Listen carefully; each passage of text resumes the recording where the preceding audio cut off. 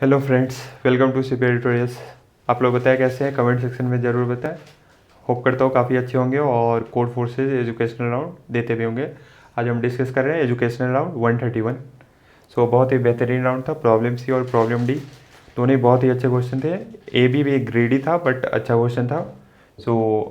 A B hope करता हूँ आप लोगों ने कर लिया हो। तो मैं सी और डी का वीडियो सॉल्यूशन अभी प्रोवाइड करूँगा।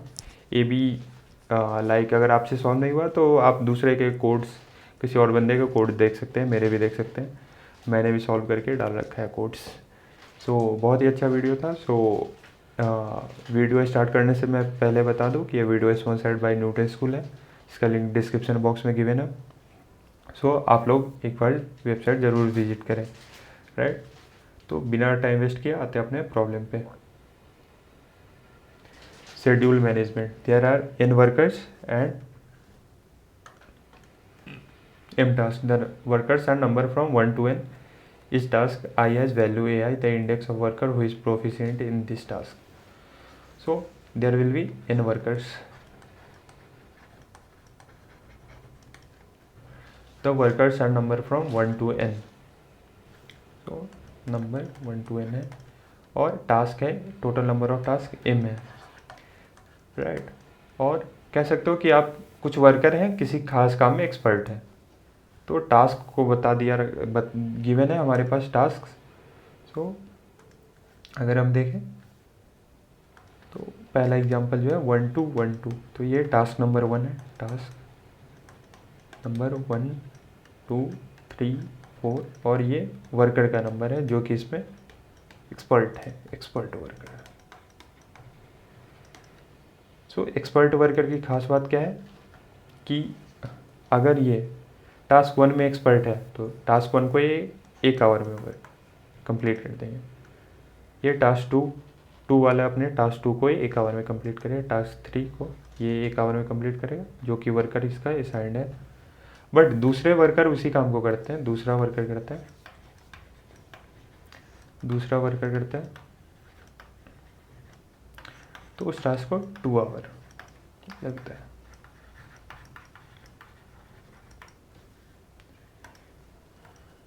अगर हमसे पूछा है मिनिमम टाइम,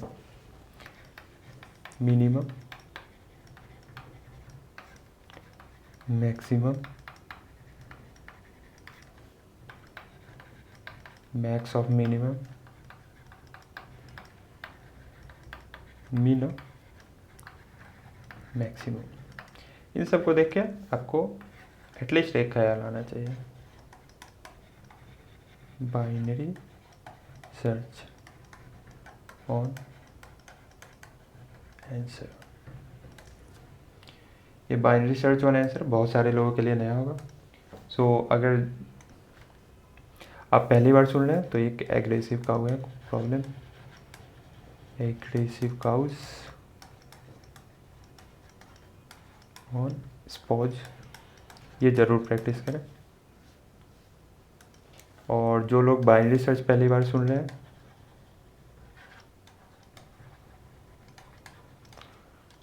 वो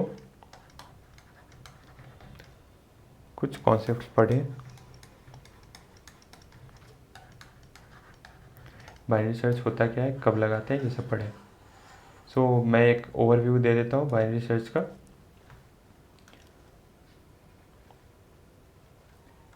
लेट से हमारे पास एरे है 1 1 1 1 1, देन 0 0 0 0, इसके बाद ये 0 है, या तो 0 है स्टार्ट से,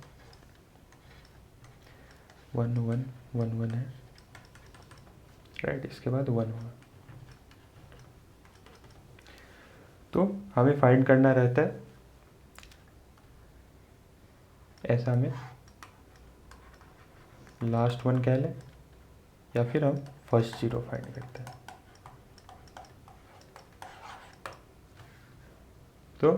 लेट से मैं लास्ट 1 की बात करता हूँ और पहला एग्जांपल लेता हूँ, क्योंकि बस नंबर मॉडिफाइड है, कुछ देर तक 1 है, बाकी 0 है। बाइनरी सर्च में हम क्या करते हैं, लीनियर सर्च में हमें क्या करना होता है, ट्रैवर्स करना होता है, ये करो ये करो ये करो ये करो सारे को। बट हम बाइनरी सर्च में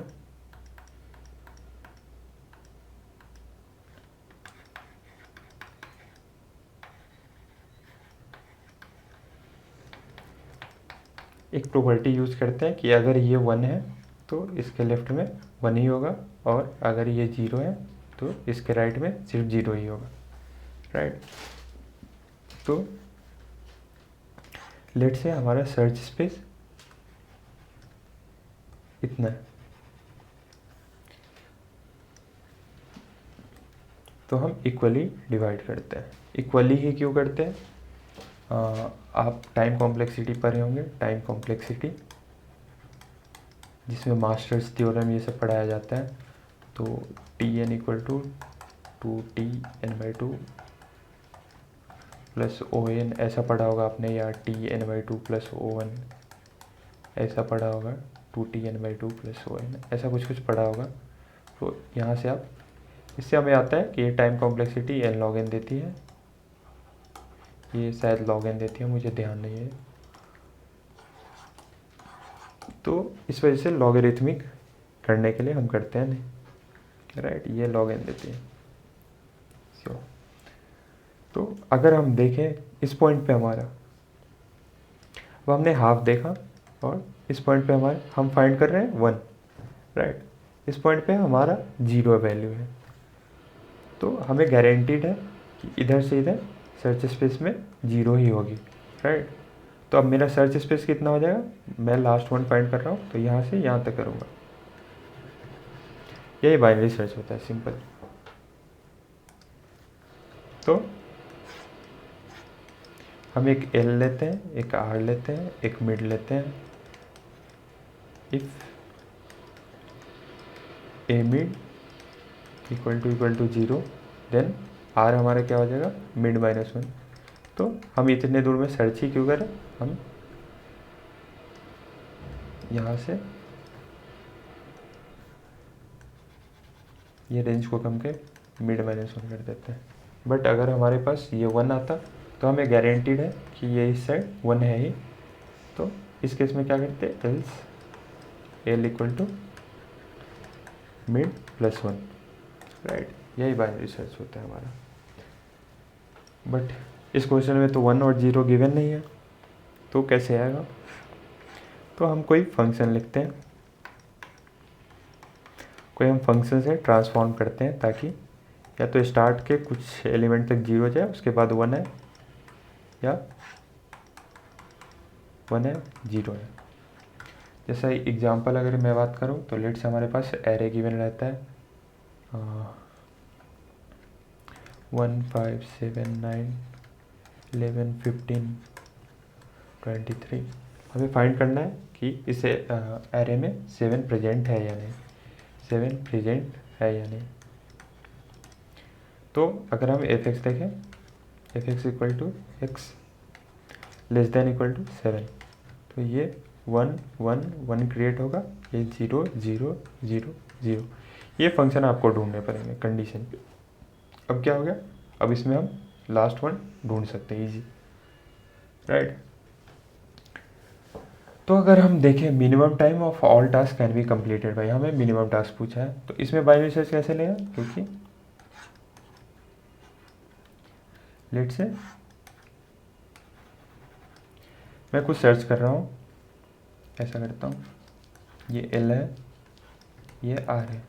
अगर मैं L टू मिड में ही कर लेता हूँ, राइट, लेट से मेरा कुछ ये मिनिमम टाइम आता है, यहाँ पे कुछ मिनिमम टाइम आता है, तो मैं इससे ज़्यादा टाइम पे टास्क को कंप्लीट कर सकता हूँ, इस सारे पॉइंट पे मैं कर सकता हूँ। तो अगर टास्क कंप्लीटेड की फंक्शन देखो, 1 आएगी 1 आएगी 1 आएगी 1 आएगी, बट इससे कम में मैं कर नहीं सकता हूँ, राइट। समझ, तो हमारा मोनोटोनिक फंक्शन इसे कहते हैं, मोनोटोनिक फंक्शन। तो हम मिनिमम टाइम जो पूछ रहे हैं, तो टाइम पे ही हम टाइम पे हम बाइनरी सर्च लगाएंगे।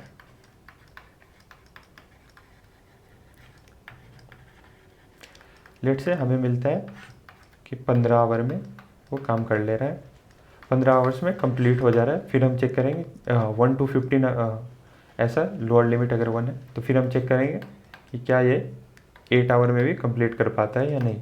ऐसा करके हम सर्च स्पेस घटाते जाएंगे और इससे हमें मिनिमम टाइम मिलेगा।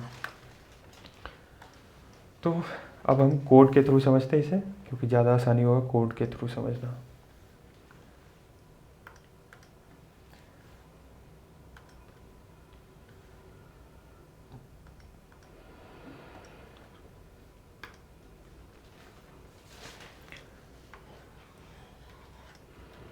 तो हमें गिवन है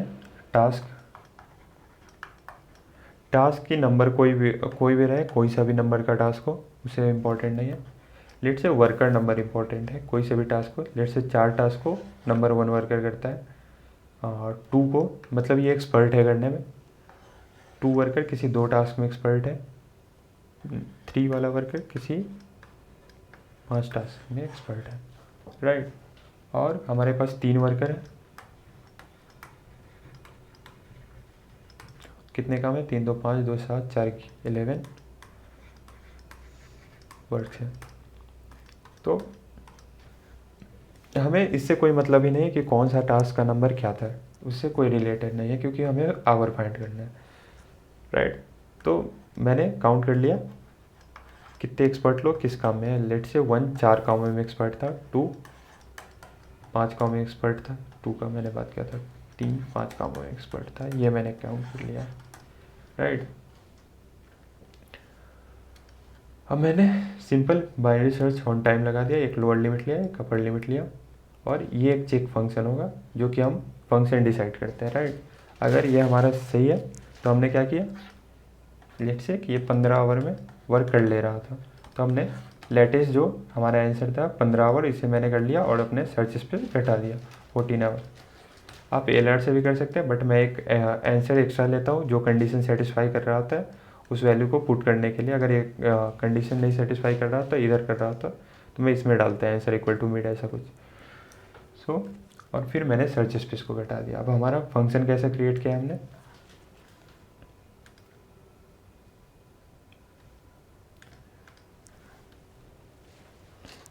तो मान लेते हैं हमारे पास कुछ mid hour work, mid hour में हम कर सकते हैं या नहीं, राइट। तो अगर लेट से एक 5 कामों में एक्सपर्ट रहता, बट हमें देखना है कि 3 आवर में कंप्लीट होता है या टास्क या नहीं, 3 आवर में होता है या नहीं। तो मैं 1 को 3 आवर ही असाइन करूँगा, 3 टास्क असाइन करूँगा, और बाकी के जो 2 टास्क हैं किसी कोई दूसरा वर्कर करेगा, तभी पॉसिबल है ये कंप्लीट हो पाना, कोई दूसरा वर्कर करेगा।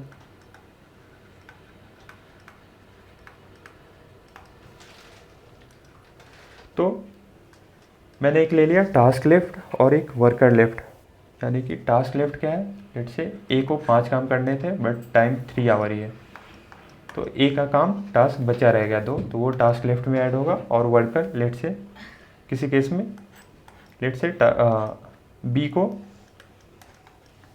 लाइक मिनिमम टाइम हम चेक कर रहे हैं कि 3 है या नहीं, मिड जो है टाइम 3 आवर हो या नहीं, बट बी किसी एक काम में ही एक्सपर्ट है, तो मैं अभी सिर्फ एक्सपर्ट को एक्सपर्ट वाले टास्क असाइन कर रहा हूँ।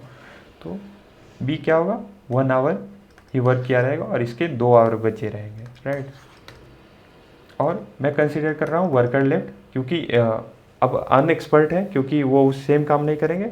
एक्सपर्ट अब उस काम के नहीं रहे, एक्सपर्ट को तो मैंने असाइन कर दिया, अब ये दूसरे वर्कर दूसरे का काम करेंगे। तो हर 2 आवर अगर 2 आवर काम करते हैं तब ये एक वर्कर के इक्विवेलेंट होंगे, राइट। क्योंकि दूसरे काम को पहले क्या था कि वो एक काम को 1 आवर में करते थे, अब किसी एक काम को वो 2 आवर में करेंगे। तो हमारे पास टास्क लेफ्ट कितना हो जाएगा, जो कि हमारे पास काउंट जो हमने काउंट किया था माइनस जो मिड है आवर्स मैंने सब्ट्रैक्ट कर लिया। लेट से 5 थे, 5 टास्क ए को करना था, मतलब 5 कामों में एक्सपर्ट था, बट 3 आवर में हम चेक कर रहे हैं कि ये करेगा नहीं, तो इसके 2 काम बचे रहेंगे, तो ये मैंने कर लिया। और ये 0 के साथ मैक्सिमम लिया कि नेगेटिव ना नंबर हो जाए। और वर्कर्स लेफ्ट क्या है, या फिर आप टास्क लेफ्ट की जगह task left, hour of task left कर सकते हैं, hour of task left, right. तो ये क्या हो जाता है, इंटू 2 करना होता है हमें। क्यों? क्योंकि पहले टास्क जो था वो 1 घंटे में हो रहा था, अब इनका टास्क दूसरा इंसान करेगा। आप ऐसे ना सोचें, आप आवर्स में सोचें। तो मैं थोड़ा कोड चेंज ही करता हूँ।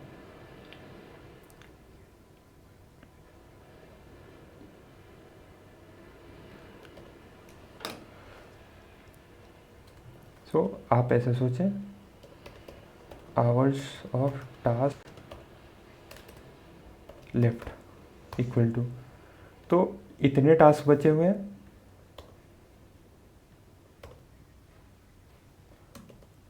इतने टास्क बचे हुए हैं, और इसे हर टास्क को 2 आवर लगेगा कंप्लीट करने में। और वर्किंग आवर लेफ्ट देखें, working hour left equal to, तो ये क्या हो जाएगा,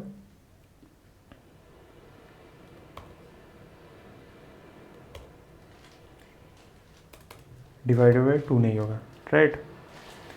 बट इसमें एक कैच था, इसलिए मैंने वैसे किया, क्योंकि अगर कोई वर्कर का, 2 वर्कर का 1-1 आवर लेफ्ट है तो वो नहीं कर सकता, राइट। तो इसमें क्या है कि दोनों आवर, इसमें आपको ऐसे चेक करना होगा, राइट। इसमें अगर इफ़ ये लेस देन 1 है तो ये वर्क नहीं करेगा, लाइक वर्कर जो भी खाली वर्कर है वो वर्क नहीं कर पाएगा। लेट से मिड हमारा 2 है, मिड इक्वल टू 2 है, और कोई एक वर्कर है, 1 वर्कर जो एक टास्क किया है, तो इसका 1 आवर टाइम लेफ्ट है, 1 आवर लेफ्ट टाइम है। बट ये 1 आवर में अब ये कोई काम नहीं कर सकता, इसलिए मैंने डिवाइड किया था, क्योंकि ये ऑटोमेटिकली 1/2 0 हो जाता। बट इस केस में आपको क्या, अगर आप वर्किंग आवर लेंगे तो वर्किंग आवर अगर लेते हैं तो लेस देन, अगर ऑड नंबर है, ऑड है तो -1 करना होगा, राइट। इसमें आप देखें,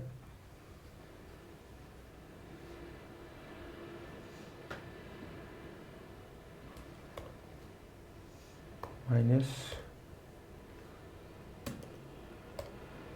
और फिर देखना होगा कि वर्किंग आवर लेफ्ट जो है वो आवर ऑफ टास्क, जितने टास्क बचे हुए ये टास्क कंप्लीट हो पाते हैं या नहीं। दूसरे केस में इसे मैं इरेज कर देता हूँ, क्योंकि ये जो मैंने कोड किया था ये मैं बता देता हूँ। ये टास्क लेफ्ट है, तो टास्क कितना, और वर्कर के कितने वर्कर बचे हुए हैं जो फ्री है उतने दे, तो वो मैंने निकाल दिया, और task left less than equal to worker left होगा, ये हमारा कंडीशन हो जाएगा। तो इसमें हमारा बाइनरी सर्च लग जाएगा और फिर हमें आंसर मिल जाएगा, राइट। तो होप करता हूँ आपको बाइनरी सर्च समझ आया होगा। थोड़ा अगर आपको बाइनरी सर्च का आइडिया नहीं है, बिल्कुल आइडिया नहीं है, तो बाइनरी सर्च कहीं से और से भी आप देखें। लाइक मैंने बाइनरी सर्च अच्छे से एक्सप्लेन तो किया है इसमें, बट हो सकता है क्योंकि मैं कॉन्टेक्स्ट में, प्रॉब्लम के कॉन्टेक्स्ट में एक्सप्लेन कर रहा था, तो हो सकता है थोड़ी उतने अच्छे से समझ नहीं हो बाइनरी सर्च वाली। बाकी बाइनरी सर्च आप पढ़ के फिर से इस पर आए तो आपको समझ आ जाएगा प्रॉब्लम में क्या करना था। होप करता हूँ आपको वीडियो पसंद आया। वीडियो पसंद आया हो तो वीडियो को लाइक एंड शेयर ज़रूर करें, चैनल को सब्सक्राइब कर दें ताकि आपको फर्दर ऐसे वीडियोस मिलते रहें, right. Hope see you soon, bye bye.